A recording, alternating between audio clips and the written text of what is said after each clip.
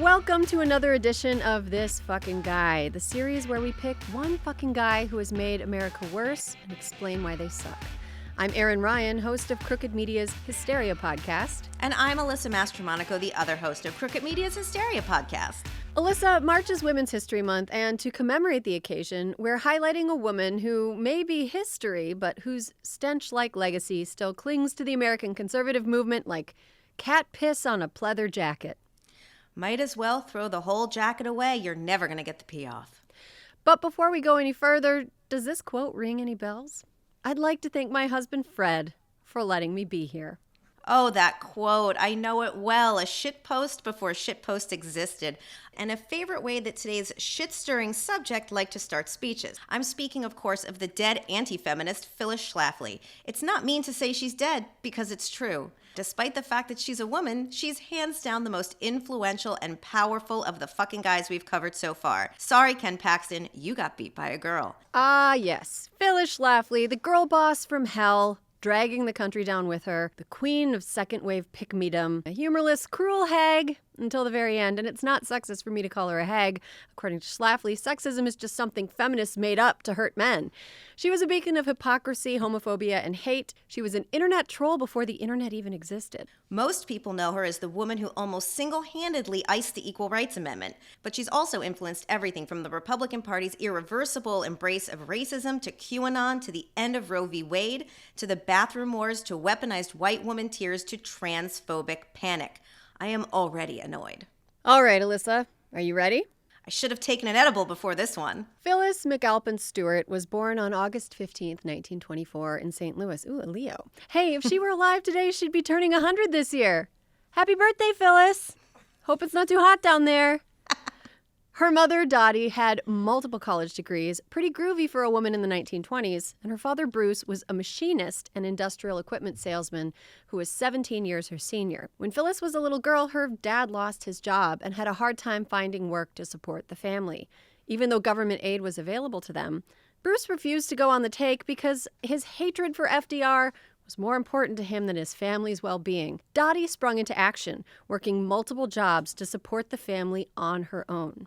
Phyllis, a bright and ambitious girl, was enrolled in an elite Catholic high school, and her mother worked 7 days a week to afford the tuition. Well, that feels supportive and feminist and like a mom who thought her daughter could dare to aspire to more. What was her loser dad doing?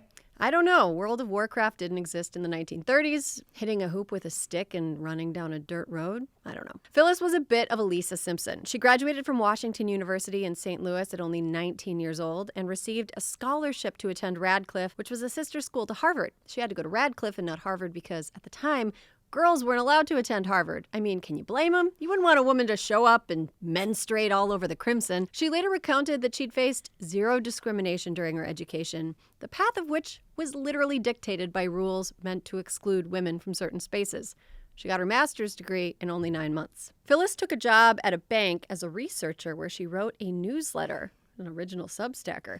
Those newsletters reached the midst of Illinois lawyer John Fred Schlafly. Schlafly was so impressed by Phyllis's wordsmithery, he drove down to meet her. Not long after that, 24-year-old Phyllis married 39-year-old Fred, and Phyllis Stewart became Phyllis Schlafly. A great example, ladies, of why it's often not a good idea to take your husband's last name. The only way the name has a ring to it is when you say, "Watch out for old lady Schlafly." Next, the two got to raw dogging.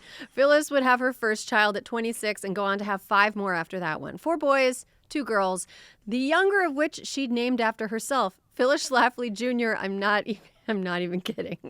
In 1952, party officials approached her lawyer husband to run for Congress in their Illinois district, but Fred turned them down, and Phyllis ran instead.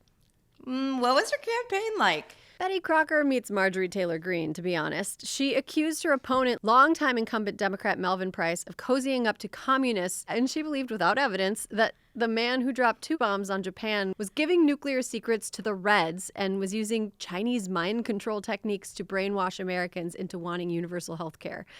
Yeah. Schlafly lost that 1952 race 64% to 35%, wasn't even close. She ran again in 1960 against the same guy.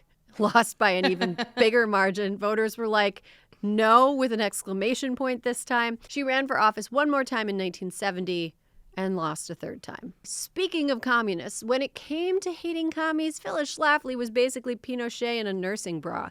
In 1957, she and Fred co-authored a piece for the American Bar Association entitled Report on Communist Strategy and Objectives that ended up being pretty influential. Now that's some truly terrifying bedside reading. But it wasn't until she hooked up with the John Birch Society that things really started to take off for Phyllis. Now, just a little background on the John Birch Society. It's a hyper right-wing organization founded in 1958 by Robert Welch, former owner of the Oxford Candy Company. He was basically the My Pillow guy of his day. It was funded largely by Fred Koch, aka Koch brothers' asshole dad. Welch was pants-poopingly scared of communism. He believed with his whole heart that President Dwight Eisenhower was a communist. What? The society was like a baby QAnon minus the secret pedophile ring, trafficking in anti-communist mania, conspiracy theories, and wild-eyed panic about any form of collectivism or social safety net. The nougaty nuttiness of the Birch Society was exactly up Phyllis's alley, and so she joined soon after its inception. It was so far from the mainstream in its early days that association with it was considered politically risky, and so Phyllis Schlafly quit and then lied about having ever been a member. The classic political move of being for it before she was against it. So the 1960s roll around, and needless to say, things are not headed in the direction that the Phyllis Schlaflys of the world want. But then she crosses paths with the politician of her dreams, Barry Goldwater. Barry. If the Birch Society was baby QAnon, Barry Goldwater was baby Trump, with a better vocabulary. Goldwater was a senator from Arizona who ran for president in 1964 as an unabashed far-right extremist against the more centrist establishment Republican Nelson Rockefeller. Many scholars say that Goldwater's candidacy spelled the beginning of the far-right populism of the Republican Party we see today. Of course, Phyllis was eager to help Barry out, penning and self-publishing a pro-Goldwater book in the run-up to the California GOP primary called A Choice, Not an Echo. The book was panned by critics as conspiratorial claptrap, as it accused Rockefeller and other more established GOP politicians, like George Romney, of being members of a powerful cabal of kingmakers that controlled the party from behind the scenes. It also singled out establishment East Coast media for conspiring to shut Goldwater out. When you said she was baby Trump, you were not kidding. Though maybe she was right. George Romney was Mitt's dad and Ronna McDaniel's grandpa. Yeah, despite the fact that by all measures, the book sucked, as Phyllis tells it, the book was a runaway hit all on the strength of its merits, propelling Goldwater to victory in the California primary, and eventually the Republican nomination. But the reality of A Choice, Not an Echo does not match the humble braggy, aw shucks, who me story Schlafly tells about it. The book was not an organic hit. In fact, the John Birch Society had purchased and distributed 300,000 copies of the book for free before the California primary, deliberately obscuring their role in the book's purchase and distribution. The same market manipulating mechanisms that conservative organizations use to get, say, Donald Trump Jr.'s book to the top of the bestseller list today was at work even back then. Phyllis Schlafly wrote a grassroots bestseller like a kid being held up to the rim dunks a basketball. Barry Goldwater not only lost the 1964 election, he was basically drop-kicked back to the Senate by LBJ. But Phyllis was... let me guess, undaunted? Resounding defeat only encourages her. She ran for president of the National Republican Women's Association in 1967, and the Rockefeller Republicans tried to ice her out. The campaign was described by the New York Times as acrimonious, and her opponents used a sexist argument against her that a mother of 6 couldn't possibly have the bandwidth to do a big, important political job.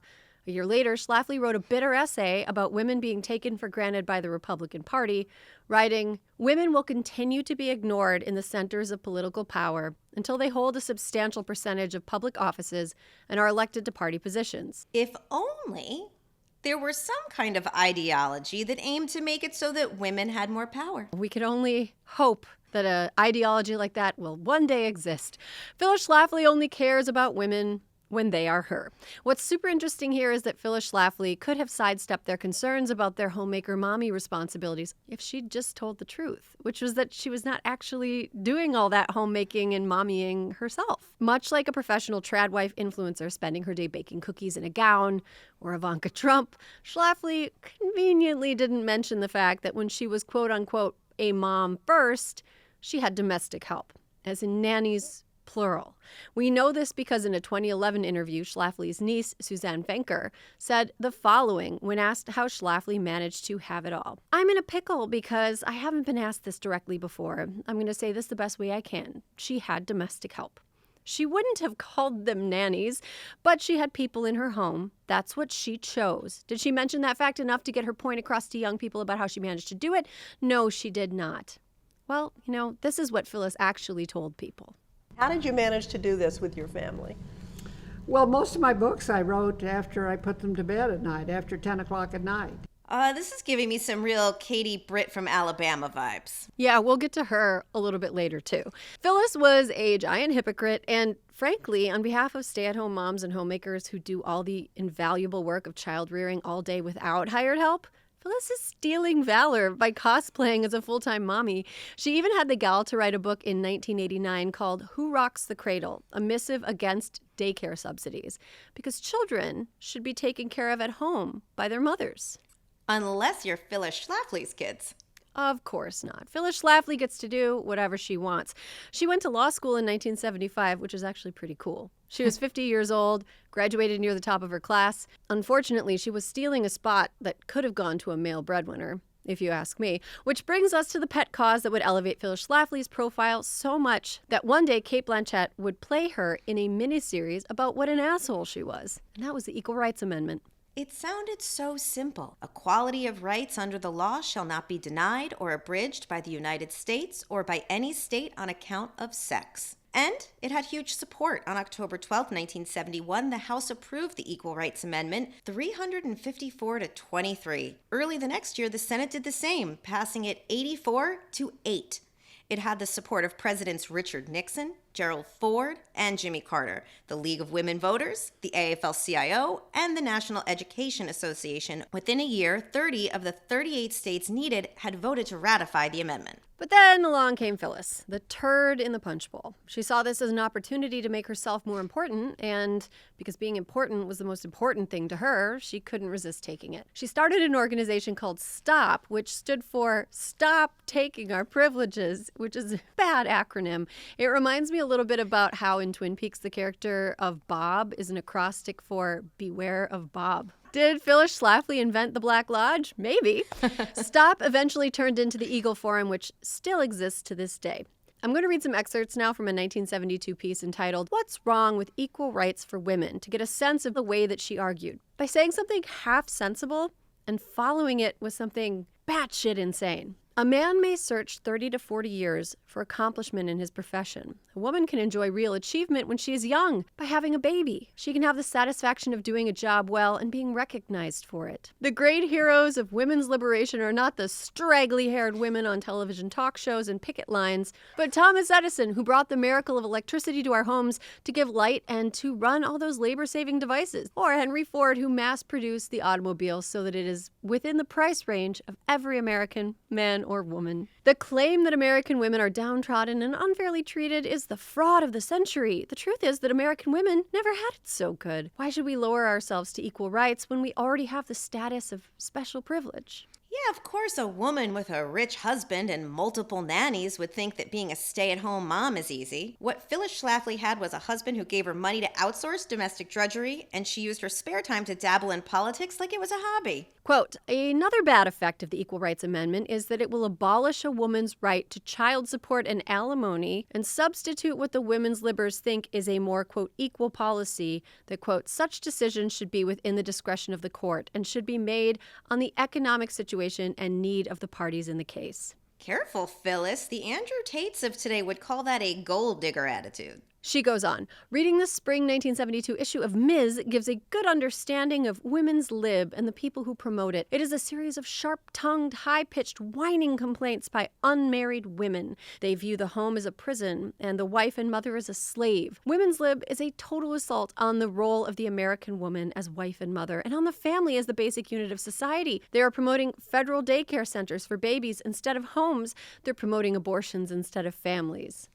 Phyllis Schlafly walked so Archie Bunker could run. So that's basically Phyllis Schlafly's anti-ERA thoughts. The campaign that she spearheaded weaponized and organized aggrieved white womanhood. Basically, any kind of racism, homophobia, or hate was justified if cloaked in the virtue and concern of a church-going white mom spewing panicked nonsense intended to scare other scared white women into retreating into their own hate and prejudice. Field of Greens is the healthiest thing I do every day, and I want you on this journey with me. It's literally 1 scoop a day. It tastes great. I like the original flavor. I just throw it in a smoothie in the morning, and it has completely improved my life. This is nutrition the way nature intended. And Field of Greens in my smoothie every morning is what gets me where I need to be nutritionally. I've noticed that it helps with digestion. My stomach feels better throughout the day. I start with a scoop of Field of Greens. Field of Greens is radically different. Each organic fruit and vegetable was medically chosen to support heart and vital organ health. I trust Field of Greens to keep me healthy. I promise you're going to love this product, but if for any reason you don't, they'll give you a 100% money-back guarantee. I got you 15% off your first order with free rush shipping. Visit fieldofgreens.com and use promo code TFG. That's promo code TFG at fieldofgreens.com. fieldofgreens.com. It was the feminists, not the capitalists, who are coming to take your babies away from you and force you to sell your labor to an employer. Capitalism good, feminism bad. She used the ERA fight to pit different groups of women against each other. Unmarried women versus married women. Young career women versus the pampered, upper-class, middle-aged housewives whose husbands' cushy salaries would be threatened by said career women's introduction into the workforce. Of course, there were entire giant categories of women whose circumstances she just pretended didn't exist. Lower class and non-white women, for example, whose domestic labor gave people like Phyllis the free time necessary for letter-writing campaigns and protest attendance. She claimed that the ERA would force women into the draft. She claimed that the ERA would force all women to work outside of the home, whether they wanted to or not, in order to keep up economically. She said they'd be separated from their children, all of which did end up happening, but it wasn't because of the ERA. It was because of the hyper-capitalist policies kicked off during the Reagan years and exacerbated by a failure of subsequent administrations to adequately shore up social safety nets enough to give their parents a real choice about whether to stay home with their children. What's frustrating here is that she has a few things right. Society runs on the unpaid domestic labor of women, and that labor is often devalued. But she's got the bad guys wrong. The Schlafly swerve is to say something kind of correct and then totally insane. An important pillar of Schlafly's anti-ERA missives was homophobia. Now, Phyllis had weaponized hate in her other pet political projects. Anti-Semitism was big among anti-communists, and of course, racism was big in the fight against civil rights. In the anti-ERA fight, Schlafly went full-on gender panic. Here's a charming clip. I do not think that homosexuals should have the rights of husbands and wives, which are the rights to adopt children, to file joint income tax returns, or to teach in the schools. Aren't they protected under the Constitution like every other American? The right sure, to they have free speech, free press, and all that sort of thing. But they should not have the particular rights that belong to husbands and wives. Even if it makes them happy? Well, no, it may make you happy to commit all kinds of crimes. We don't you judge think our moral homosexuality standards. is a crime? Well, it is in many states. ERA won't affect what they do behind a closed door, but it will affect their public rights. And I do not think that perverts should have the rights that belong to husbands and wives. You feel that homosexuals are perverts? I The American do. Psychiatric Association said no. Well, that's their opinion. I have my opinion. It's really startling to see just how casually people were able to throw things like pervert and queer around back in the day. It reminds me of how comfortable William Buckley was to call Noam Chomsky a queer. Did you want to punch her in the face, Alyssa? Of course I wanted to punch her in the face, so apparently to Betty Friedan. What a cunt. Her newsletter would publish bizarre homophobic cartoons featuring cross-dressers and stern warnings that the ERA would turn little girls into lesbians and lead to a world of gender-neutral bathrooms. Wow, that also sounds familiar. There's nothing new under the sun. Bathroom panic was also a favorite hobby horse of opponents of desegregation, as I mentioned before. And apologies in advance for the scatological joke, but thinking on how often bigots panic about sharing bathrooms, what vile destruction was Phyllis inflicting on toilets that she was so terrified of black people, men, or lesbians knowing what she did in there? As someone with IBS, I approve this joke. So Schlafly's absolutely atomic dumps aside, she made wild claims about what the ERA would mean for the genders. Gender mixing, legalized homosexual marriage, legalized adoption of children by gay couples, even gay teachers. The subtext here was that the ERA would protect child predator gays, a message that resonated with Schlafly's fellow Catholics, evangelicals, Mormons, and other conservative religious groups that we later learned do their own fair share of child predator protecting. And meanwhile, states are ratifying the ERA left and right, but momentum is reversing. 5 of the original states that had ratified it in its first year backed out after Phyllis began her crusade, and no new states ratified it during the time limit prescribed by Congress. And Schlafly wouldn't let up. Like Megyn Kelly on a tear about White Santa, Schlafly was still all over the media, publishing her own newsletter, appearing on the radio and TV. Schlafly took out the following half-page ad in the local newspaper, which I just want you to see because Social Progress has turned this homophobic ad into something that is low-key very funny. Yes, Virginia, you can be a lesbian. I can think of so many characters and archetypes that seem pulled directly from Schlafly's puckered visage. She was the original Karen, leading an army of Karens against progress. She was like a prude, scared little church lady before Dana Carvey was playing one on SNL, like Maude Flanders and Helen Lovejoy from The Simpsons, clutching her pearls and worrying about the children. And Margaret Atwood has said that the character of Serena Joy from The Handmaid's Tale was based directly on Schlafly. Yeah, laughing at her seems like a better way to handle her than how her feminist contemporaries handled her, which is by losing their shit. During her frequent debates with feminists, Phyllis's strategy was to spout scatterbrain nonsense until the feminists blew up at her. Schlafly would then paint the feminists as the extreme out-of-touch ones and her as the rational one, even though the opposite was true. Once she made Betty Friedan so angry that Friedan called her an Aunt Tom and said she wanted to burn her at the stake. This is all terrifyingly familiar, but Betty girl, I get it. It's why I can't do cable news anymore. When it was clear that the effort to ratify the ERA would run out of steam, Schlafly threw a party at the Shoreham Hotel in D.C. After the ERA officially failed, Phyllis had solidified her place in the pantheon of flies in the ointment of progress. It was the Reagan years, a great time to be a crazy asshole who hated gay people. But still, for all the caping that Schlafly did for the patriarchy, she was never quite let into the boys' club. I want to read a quote from feminist author Catherine McKinnon, who identifies that there's something very sad about Schlafly's status as a sort of conservative symbol rather than somebody who was ever given the Department of Defense job it seemed she always wanted. I do submit to you, though, that any man who had a law degree and had done graduate work in political science, had given testimony on a wide range of important subjects for decades, had done effective and brilliant political, policy, and organizational work within the party, had published widely, including 9 books, was instrumental in stopping a major social initiative to amend the Constitution just short of victory, dead in its tracks, and had a beautiful, accomplished family, any man like that would have a place in the current administration. I charge that the Reagan administration has discriminated against Phyllis Schlafly on the basis of her sex. Ooh. It seems that Schlafly believed that by spending her entire career attempting to enforce the rules on other women, she'd somehow been granted a special exemption, that her patriarchy toadyism would allow her to do things that no other women were allowed to do. But that's just not how the patriarchy works. Play stupid games, win stupid prizes. During the Reagan years, Phyllis was aggressively on the wrong side of history, coming out against teaching kids about safe sex. Some people are trying to use panic about AIDS to force teaching in the public school classroom of the acceptability of promiscuous or homosexual lifestyles with the use of condoms, Schlafly said. That is unacceptable and I believe unconstitutional. Schools have no right to teach about condoms. Apparently, nobody taught Phyllis Schlafly about condoms either. Public health is a small price to pay to ensure that her 6 kids never learn where babies come from. She's been on the wrong side of history. On an awful lot of other things, too. She called Roe v. Wade the worst decision in the history of the Supreme Court, and that it led to the deaths of millions of babies. And speaking of babies, she wanted Justice Anthony Kennedy to be impeached in 2005 because he cast the deciding vote in a case that declared the death penalty for minors unconstitutional.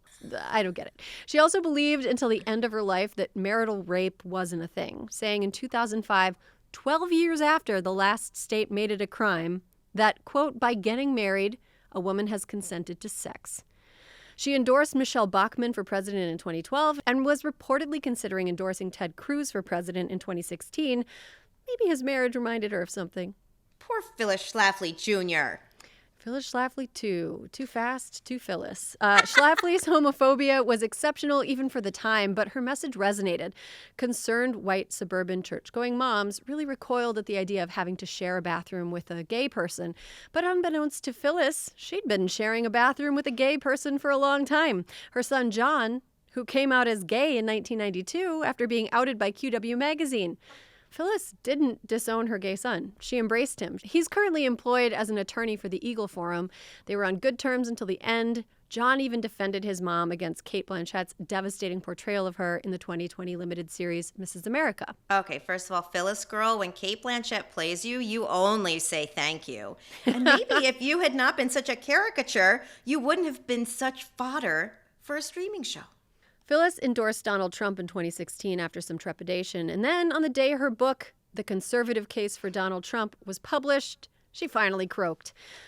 What eventually got her was cancer. She was 92 years old. Her body was barely cold before her six-pack of asshole kids started fighting about their inheritance. One of the daughters actually accused John of convincing Phyllis to change her will at the last minute to make it so that all the legal bills came out of the daughter's portion of the inheritance and not the son's. I like to think of it as one last act of sexism before she left planet Earth. Phyllis died doing what she loved, screwing over women. Knives out at the Eagle Forum. She gets heralded as this visionary, but of course, Schlafly didn't really come up with any of this on her own. She's not the Judith Butler or Kimberly Crenshaw of an ideology. She's more like the Fuck Jerry or the Vanilla Ice of hate, taking something that already exists, remixing it, repackaging it, removing the watermark, and getting credit. Ours goes ding, ding, ding, diggy, ding, ding, ding, ding, ding, ding, diggy, ding, ding. That little bitty change. It's not the same. But she was influential. Phyllis walked so all the exhausting and tedious anti-feminists who came after her could run. From tradwives on TikTok to Fox News hosts claiming we know what a real woman is, to any and all consortiums of concerned moms who engender hateful viewpoints under the auspices of the children. You know, that group MILFs for Liberty or whatever. Schlafly's oily fingerprints were even on this year's Republican State of the Union response, delivered by Alabama Senator Katie Britt from her kitchen. A set of talking points distributed by the GOP in advance suggested that supporters responding to Britt's weird-to-camera talk refer to her as America's mom. Not my mom. Not my mom. Enough people have dragged that response by now, but we'll just say this. Katie girl, you're no Phyllis. Phyllis's greatest strength was the audacity. Rarely in history do we encounter a woman with a man's audacity. The audacity to spew hateful nonsense with a straight face, to live a life so blatantly in defiance of the life she prescribed to all other women. I think that deep down inside, she was pure, molten hate. She didn't want to make anybody else's life better but her own, and in fact derived an almost fetishistic pleasure from knowing that she was making millions of people unhappy. Ultimately, we can take faint comfort in the fact that when she died during the summer of 2016, the last world she witnessed had legalized and widely accepted gay marriage and gay adoption, legal abortion in all 50 states, legal IVF in all 50 states. Ruth Bader Ginsburg was still alive, and she almost certainly believed in her heart of hearts that we were about to go from having a black president to having a woman president. So at least Phyllis died sad. I have one last Phyllis Schlafly fun fact to share with you, Erin. Ooh. Do you know you can buy a Phyllis Schlafly cookbook? Yes, from a woman who had people who cooked for her, from the Eagle Forum, called Faithfully Phyllis. And it includes a recipe for the Fred Schlafly baked potato, if that doesn't say it all. Now, before we give Phyllis her weasel ratings, if you've been enjoying this video, please show us some support by giving us a like and subscribe to our YouTube channel. It really helps us out a lot so we can keep making these videos, and there are so many fucking guys for us left to explore. So, Alyssa, on a scale of 1 to 5 weasels, where does Phyllis rank? Well, Erin, since Phyllis's playbook gave us Elise Stefanik, that merits serious weasel consideration. I'm going to give Phyllis 4 weasels because she is terrible, but she also died not getting what she wants, so I knocked one off the top. Okay, I'm giving her the full 5. Yes! Full 5 weasels to Phyllis Schlafly. I think that she was a master of nonsense, bullshit that was incredibly destructive. And that's all the time we have for this edition of This Fucking Guy. If you want to help bring down the chances that the next Phyllis Schlafly, who could be writing an influential self-published tirade about how the MyPillow guy will save America as we speak, will end up engineering the next 40 years of history, get involved in the 2024 election now by heading to votesaveamerica.org. Also, please let us know in the comments down below who our next fucking guy should be. Before we go, Alyssa, don't you have somebody to thank for allowing you to be here today? Erin, I'd like to thank my husband for letting me be here today. I'd like to thank my husband for also letting me be here. Thank goodness for husbands. Goodness for husbands.